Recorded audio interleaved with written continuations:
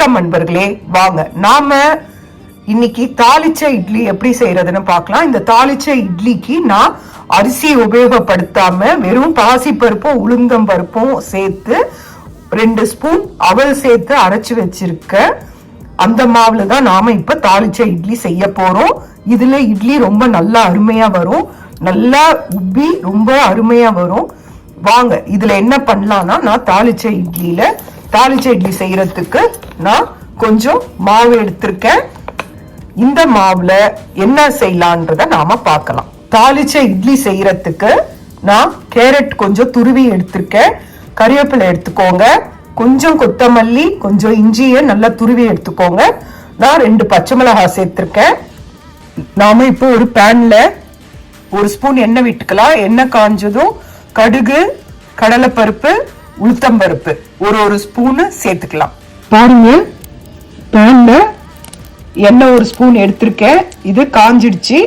இப்ப நான் இதுல கடுகு, உளுத்தம்பருப்பு, கடலைப்பருப்பு சேர்க்கிறேன். இதுல கடுகு, உளுத்தம்பருப்பு போட்டாச்சு.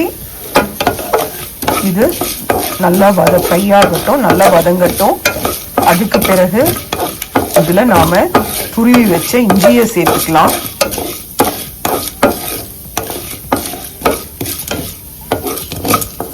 பருப்பு நல்லா ஃப்ரை ஆயிடுச்சு.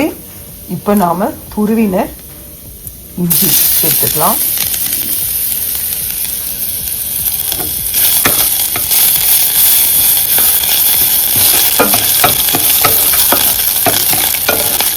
உங்களுக்கு விருப்பம் இருந்தா இதுல கொடமிளகா பொடியா நறுக்கி போட்டுக்கலாம், பச்சை பட்டாணி சேர்த்துக்கலாம், முந்திரி பருப்பு போடுறவங்க போட்டுக்கலாம். போட்டு இதுல இட்லி செஞ்சீங்கன்னா ரொம்ப நல்லா இருக்கும். இந்த இட்லி இது நம்ம சாப்பிட்ற நார்மல் இட்லியோடையே இது ரொம்ப அருமையா இருக்கும். இப்போ ஸ்டவ்வை ஆஃப் பண்ணிடுங்க. ஆஃப் பண்ணிட்டு நாம வச்சிருக்க கேரட், கறிவேப்பிலை, கொத்தமல்லி, பச்சை மிளகாய்னா இதுல சேர்த்துடலாம். இதை நல்லா கலந்து விட்டுருங்க. கலந்து விட்டுட்டு இதை நீங்க இட்லி மாவுல சேர்த்துருங்க. உங்களுக்கு இது ஈஸியா வேணும்னா நான் சொன்ன மாதிரி குடமிளகா, பச்சை பட்டாணி இதெல்லாம் சேர்த்துக்கோங்க, முந்திரி பருப்பு இதெல்லாம் சேர்த்துக்கோங்க. இல்ல பசங்க அதெல்லாம் சாப்பிட மாட்டாங்கன்னா நீங்க வெறுமனே கேரட் மட்டும் போட்டு கூட செஞ்சு கொடுக்கலாம்.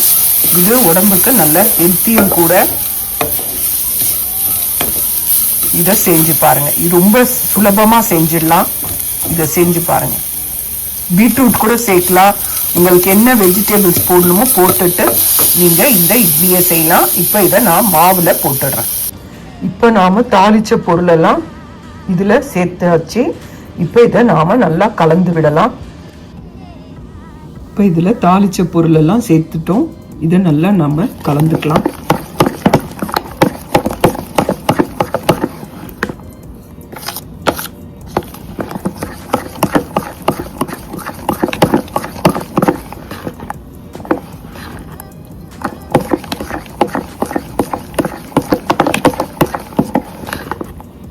இப்போ இட்லி பானையை தண்ணி விட்டு அடுப்புல கொதிக்க வைங்க. தண்ணி கொதிச்சதும் நாம இட்லி தட்டுல எண்ணெயை தொடச்சி நாம இத இட்லி மாவு தட்டுல வாத்துடலாம். நல்லா கலக்கியாச்சு. இப்ப நாம இத இட்லி வாத்து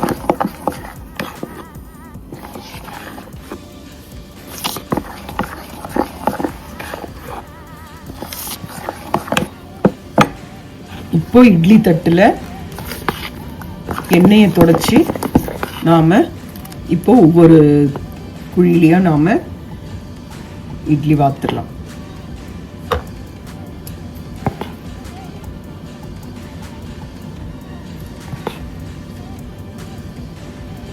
இதை நாம இட்லி பானை தண்ணி கொதிச்சோன்னா நாம அதுல இதை வச்சிடலாம்.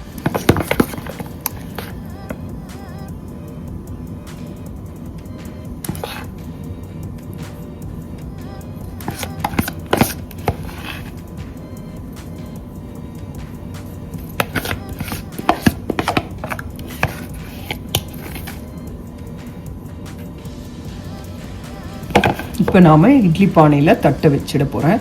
இப்போ இதை நான் இட்லி பானையில வச்சாச்சு. எந்த 15 மினிட்ஸில் இது ரெடி ஆகிடும். ஏன்னா 8 இட்லி தான், 15 மினிட்ஸில் ரெடி ஆகிடும். அதே மாதிரி நீங்கள் உங்கள் இட்லி பானைக்கு ஏற்ற அளவில் நீங்கள் வச்சு நிப்பாட்டிடுங்க. இன்னொரு தட்டும் வச்சாச்சு. உங்களுக்கு இது ரெடியான பிறகு உங்களுக்கு நான் காட்டுறேன். இது பாருங்கள், மூடி போட்டு வச்சாச்சு. எனக்கு 15 மினிட்ஸ் பொறுத்தோன்னு உங்களுக்கு நான் இது காட்டுறேன். இட்லி வெந்துருச்சுங்க பாருங்கள், கையில் ஒட்டவே இல்லை, நல்லா எழும்பி வந்துருக்கு பாருங்கள் புஷ்ஷுன்னு. இதை பாருங்கள், சூப்பராக இருக்குங்க. இது ஆறின பிறகு உங்களுக்கு நான் எடுத்து காட்டுறேன். இட்லி பாருங்க சூப்பராக ரெடி ஆயிடுச்சு. ரொம்ப நல்லா இருக்கு, டேஸ்டா இருக்கு. நீங்க வந்து சாப்பிட்டு பாருங்க.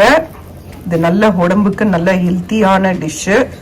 இதை செஞ்சு பாருங்க. செஞ்சு பார்த்துட்டு சாப்பிட்டுட்டு இது உங்களுக்கு பிடிச்சிருந்தா கண்டிப்பா லைக் பண்ணுங்க. உங்க வீட்லயும் இதை செஞ்சு பாருங்க. இது கண்டிப்பா நல்லா இருக்கும். இது நல்லா இருக்காதுன்னு யோசிக்காதீங்க. நீங்க ட்ரை பண்றதுக்கு முதல்ல கால் கப்பு போட்டு கூட செஞ்சு பாருங்க. பிடிச்சிருந்தா அதிகமாவே போட்டு இனிமேல் நீங்க ரெகுலராகவே இதை செய்ய ஆரம்பிச்சிடுவீங்க. அதனால செஞ்சு பாருங்க. செய்யாம இது நல்லா இருக்குமா நல்லா இருக்காதுன்னா யோசிக்காதீங்க. கண்டிப்பா இது நல்லா இருக்கும். பாருங்க, இதை நான் இட்லியை போடுறேன். பாருங்க எவ்வளவு நல்லா சாஃப்டா இருக்கு பாருங்க. இங்க பாருங்க,